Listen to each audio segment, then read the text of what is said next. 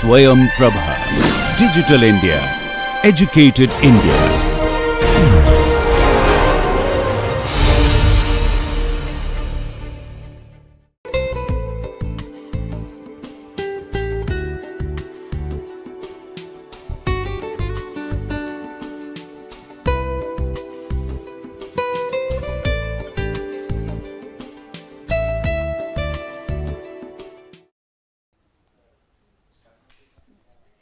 We'll now go on to look at Bhangra as a dance of the British Punjabi diaspora and its simultaneous reinvention in India and in the diaspora, in the Punjabi diasporas, in the British Punjabi diasporas. Bhangra was with the migration of Punjabis to Britain after independence and since the 60s. Bhangra has travelled to the UK and was largely performed in Punjabis' rites of birth, celebrations, in parties, weddings, and so on. And there were some amateur performers who performed at the wedding circuit. They usually as a hobby rather than professionally. It was these amateur performers who first began the Bhangra revival in UK by modernizing Bhangra through mixing it with popular Western beats. These pioneers of Bhangra include groups such as Apna Sangeet, Hira, Alap, Bhujangi, and so on. And this reinvention took place in the late 70s sometime. We have some images of Channi Singh of Alap and Apna Sangeet, the British Bhangra pioneers. And this is how Bhangra became the hybrid music of the British Asian youth, but that was later. When did it happen? In the mid-80s, British Asian youth who were not welcomed in clubs of the whites and who wanted a space of their own to party,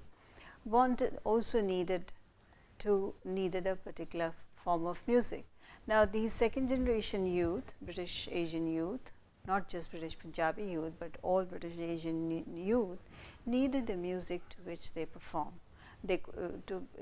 which they could perform, and they needed clubs in which they could perform, so as to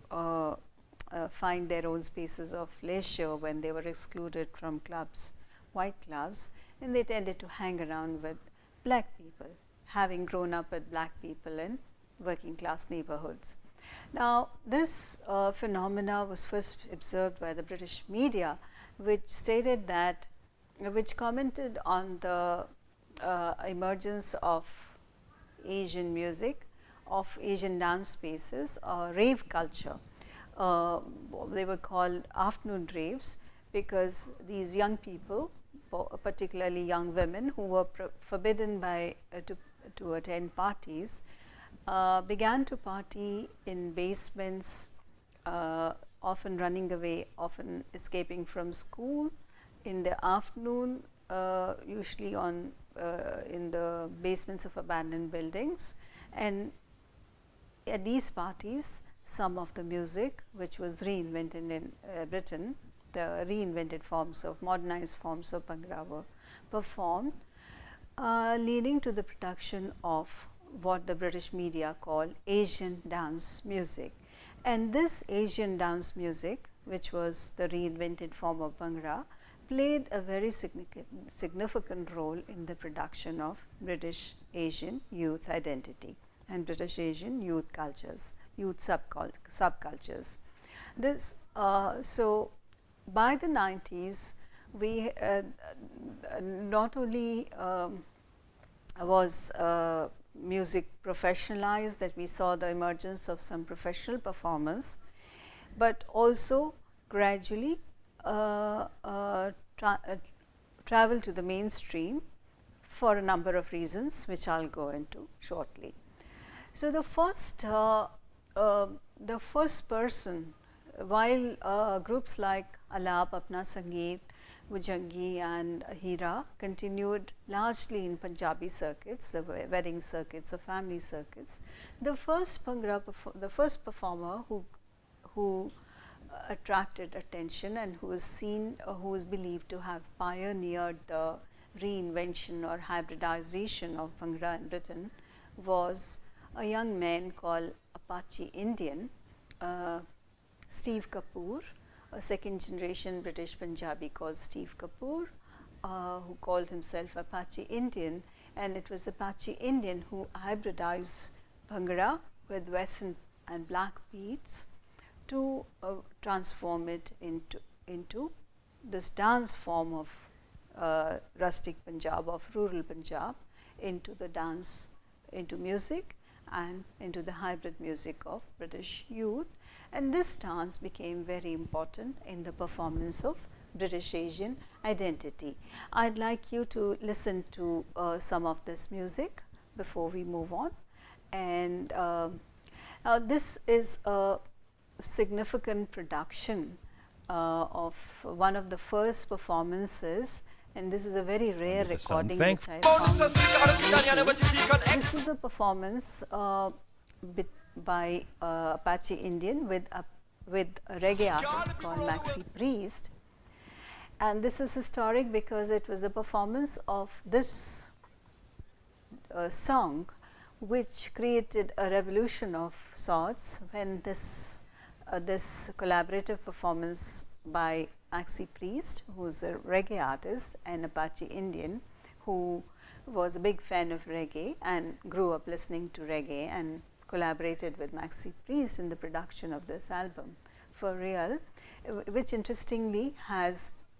Apache Indian singing in Jamaican Patois and Maxi Priest in Punjabi, was a historic moment in this club in Birmingham, which had not just Punjabis but youth of all races, black, brown, white, all race dancing, screaming and dancing to the music of Apache Indian and Maxi Priest. Now, this led Apache Indian to invent a new genre of music which came to be known as ragamuffin, and I'd like you to listen to the first song, Apache Indians' Arranged Marriage, which became an original sound that was which all became his a big own. hit, Bhangra Muffin, and Apache Indians' album Indian Bhangra music and dance hall jumped to reggae. the top Bhangra of Muffin, the UK charts with when it comes this to pop album. music, some Now, say it it's is all been done Apache before. Indians' There's nothing album new under the sun. which Thankfully, created our live a taste for this hybridized form of Bhangra music with Bhangra with black beats of reggae, hip hop, and dancehall that led to the reinvention of Bhangra and the production of what is now known as hybrid mutant of Bhangra. Now, prior to that, alongside the revival of Bhangra in Britain, led by Bhangra pioneers such as Sapna Sangeet, Hira Alap, and so on, there was a simultaneous Bhangra revival going on in India, and this revival began with somebody most of us would know in India, namely Gurdas Mann, a young man called Gurdas Mann. At that time he was young, performed a song called Dil Da Mamla in a play, who was noticed by the director of Doordarshan Jalandhar and was invited to perform at the New Year's Eve program on Doordarshan Jalandhar in 1979. The following year, Doordarshan Delhi, which would normally have a national star perform at the New Year Eve performance, talking about the days of the past when New Year's Eve in India largely consisted of people listening to television and ringing in the new year by watching celebrities such as Lata Mangeshkar or celebrities like Asha Bhosle sing live on Doordarshan, National Doordarshan, and this was a historic moment because this is the first time that a regional star which is Gurdas Mann from Punjab, was invited to perform at the Doordarshan Delhi on New Year's Eve. And this man who called himself not just a dancer and who is believed to have been credited with the invention of what is known as, so it has come to be known as Punjabi pop or Bhangra pop, a modern version of Bhangra which mixes traditional Bhangra beats with Western popular beats. As the first, it was the first for a regional star and produced the first Doordarshan star of the 80s. Now, Bhangra returned back to India, as the media put it, with Apache Indian in the wake of new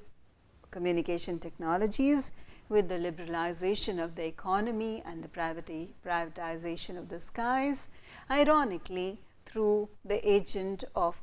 the so-called alien cultural invasion, namely MTV. So, Apache Indians music could be first heard on MTV and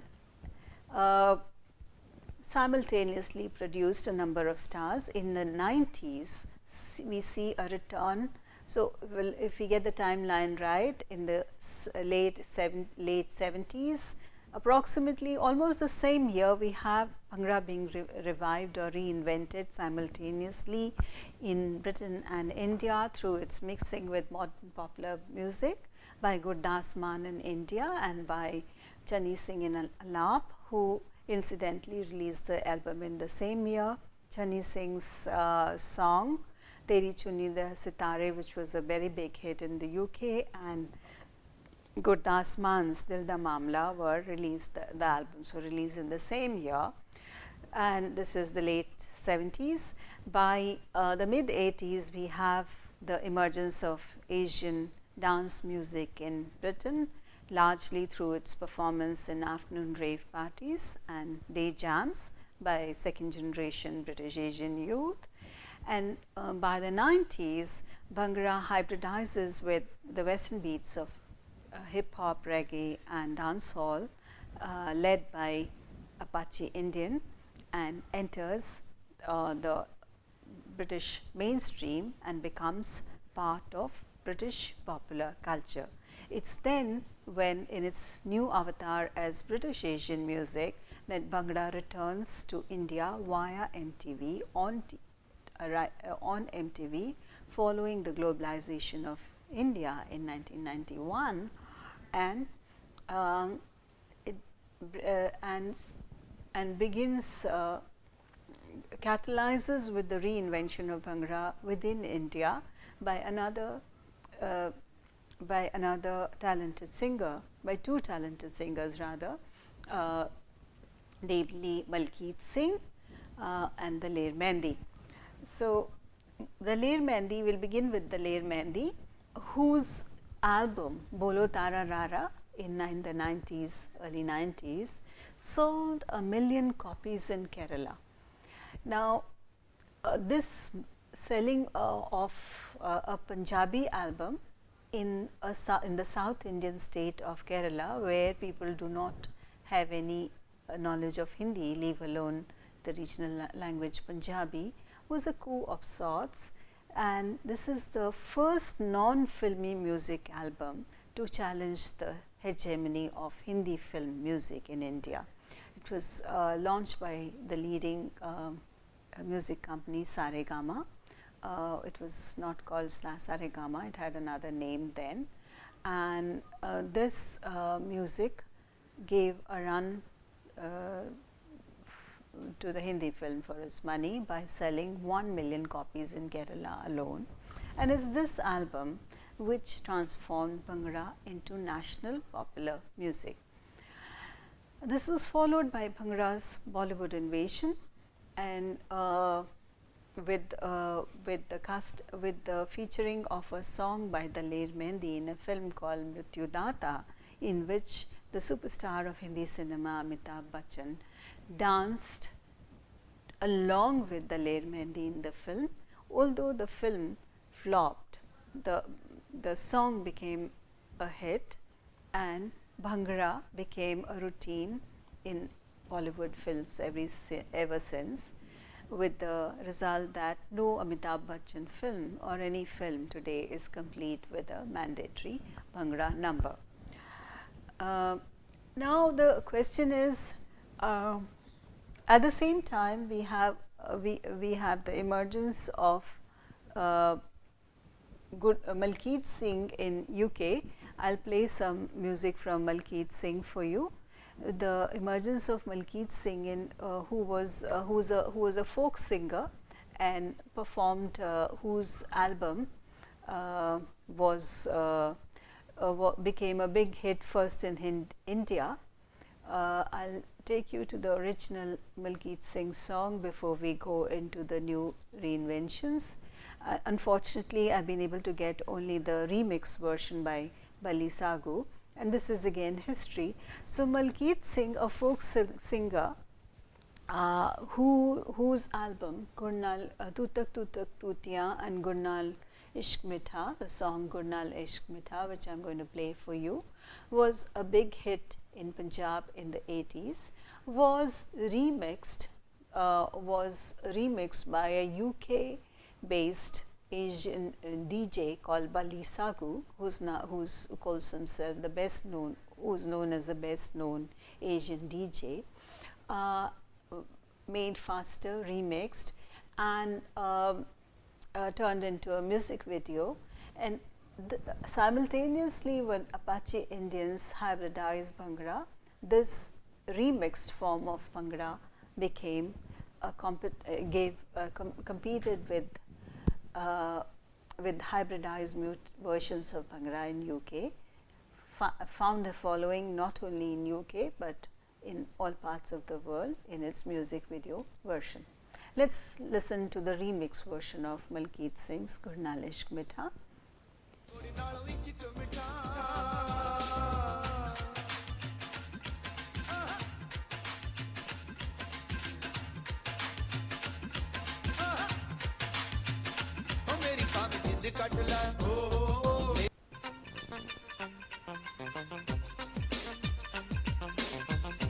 So subsequently, now Malkit Singh has since then moved on to has now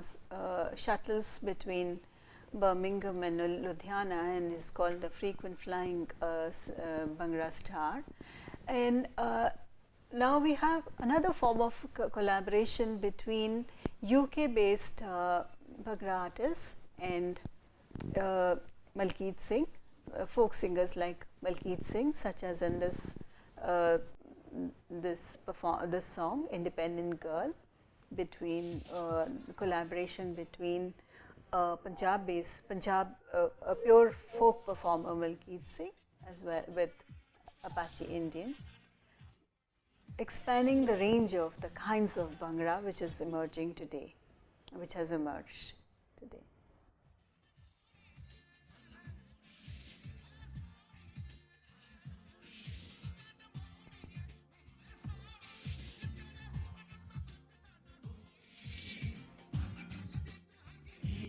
We jump another decade and we look at other examples of Bhangra. We find Jazzy B and collaboration between Jazzy B and Apache Indian in a song called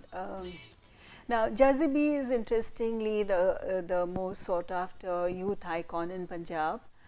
was the youth icon in Punjab until recently, until he was taken over by new singers like Honey Singh. Now this collaboration between between Jazzy B, incidentally Jazzy B is born in Canada, speaks pure Punjabi and now lives in UK. So this is another form of collaboration. And then we jump by a decade and we talk about the complete the emergence of Bhangra as part of global popular culture with Punjabi MCs song Mundiyan to Bach Ke Rahi. Once again, like Gurnal Ishq Mitha, Mundiyan to Bach Ke Rahi was a song sung by a singer based in Punjab called Lab Janjua, who the music producer Rajinder Rai, aka Punjabi MC, discovered recorded the music, and this music jumped to the top of the UK charts uh, in 1992. Now, Jay-Z heard the song and rapped on it. Now, the rap of Jay-Z's rap on Mundiya To Bach Ke Rahi, which is called Beware of the Boys, is resulted in the mainstreaming of Bhangra. So, by 2002, Bhangra had already moved to not only into the UK mainstream, but it had also traveled to US and had began to be circulated as global culture rather than UK popular music, as Jay-Z music in its reinvention in US became part of American popular culture and gradually transformed into global culture. So, the question I would like to ask here is that, is it possible to talk about, in this context, is it possible to talk about a simple dichotomy between the local and the global, between or flows in terms of being unidirectional in view of the reverse flows of Bhangra to UK and elsewhere and to the Punjabi diasporas, but the flows seem to be further complicated by the fact that they are not just reverse, as the examples I showed you, I played to you. You would find that Bhangra is being simultaneously produced, consumed and distributed, disseminated all across the world by it travels from Canada to India, from Canada to UK, from UK to India, and from Punjab to UK. So, it is difficult to, one can say Bhangra aaye kahan se, Bhangra jaye kahan se, kahan re. Where does Bhangra originate? Where does Bhangra travel? Because it seems to have multiple sites of production within, not only in India, but also outside, not only in Punjab, in Ludhiana, Jalandhar, Birmingham, London, Toronto and many more. It has multiple producers, Punjabis, Desis, Bilatis, and it includes multiple genres, pure, some genres which are pure, some which are hybrid, some which are modern, and others that are traditional, and it seems to have multiple consumers. So, I would like to classify Bhangra into three categories: Vilati, or the Bhangra which is produced in the diasporas, and we have these three leading figures of the diasporic Bhangra, namely Apache Indian, Balli Sagu and Sukhbir. And from the Vilati Bhangra, we come to the Desi Bhangra, Bhangra which is produced in India, and this is represented by Daler Mehndi, Bollywood Bhangra, Sukhwinder, Sonu Nigam, Sudesh Bhosle and so on. And then finally, we come to the Punjabi Bhangra, which includes the legendary Kuldeep Manak, Gurdas Maan, Malkeet Singh, Hansraj Hans, Jazzy B, and Abrarul Haq in Pakistan. Now, the concerns I have, and which I share with the purists in Punjab, is which some of the videos unfortunately illustrated, and since I had to play the example, I had to use those videos because it's also an example of the reification of the Punjabi body. So, what has attracted the attention of the ire, one can say, of the Punjabi purists is the exposed female body, as one saw in the video, and the idea of club music, the club as a house of sin. But I think this obsession of fetishization of the female body, which can be seen in different ways as normal club gear in the Western world or exposed body in the Indian context, it takes attention away from the more important cause for concern, such as the male body, which seems to be equally exoticized and reified for global consumerist pleasure. For instance, when we look at that number between Apache Indian and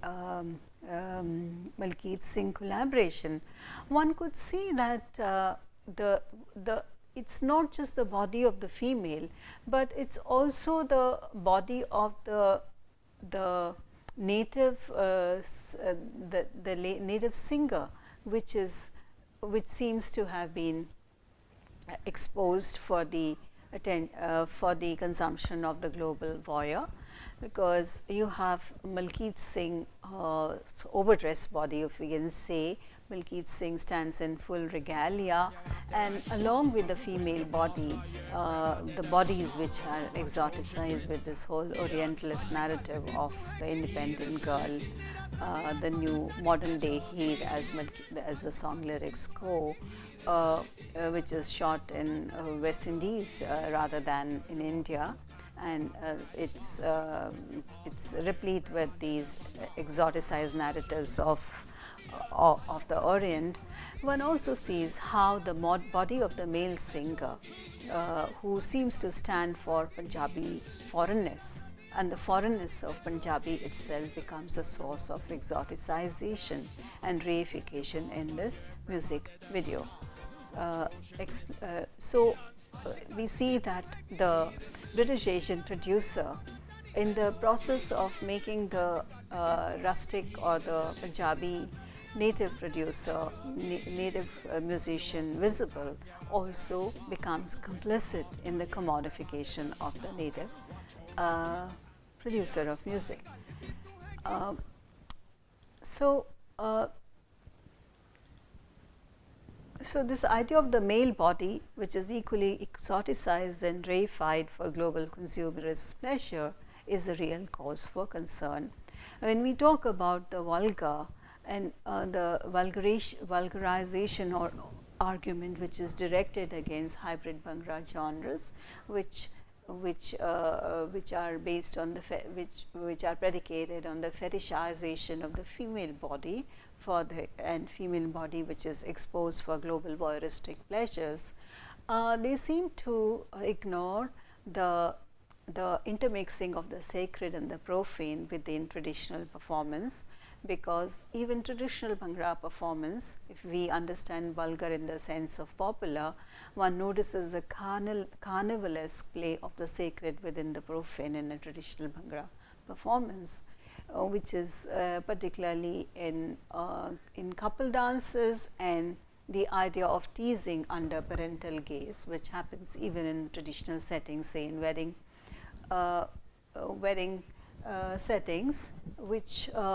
is ironically again picturized in a very in a British film. I would in Pride and Prejudice, where one has the traditional bolia and teasing between couples under the watchful gaze of parents. I would come to it in a minute.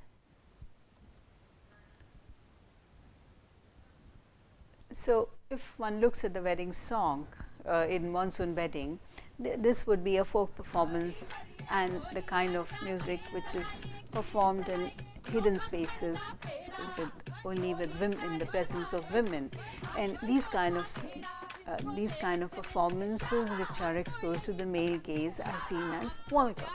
the kind of bolies. So this would be a traditional setting for performance of women's songs in Punjab, and when they are exposed to the male gaze of the global voyeur, they are a cause for concern. So this Bollywoodized version of the teasing, the sexual teasing or flirtation which takes place in Punjabi settings under the watchful eyes of parents exemplifies that Bhangra cannot be seen in the same manner as Sufiana Kalam or sacred forms of music, because there is a mixing of the profane within the sacred in a traditional Bhangra performance. And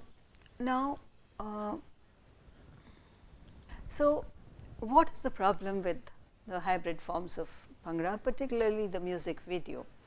What the music video does is that it directs the gaze of the male, of the global voyeur, particularly the male global voyeur, to the bodies of the Bhangra, of the woman, and not only the reified body or the fetishized body of the women, but also of the male singer. Turning what was a participatory ritual into a spectacle. So, in a traditional performance, the gaze is not allowed to travel to forbidden zones, but in the present context is disembedded from its participatory context, leads to the fixation of the outsider's gaze on the body, and it exposes not only female bodies, but also Punjabi intimate zones to the outsider's gaze, leading to what we may call the desacralization of Bhangra.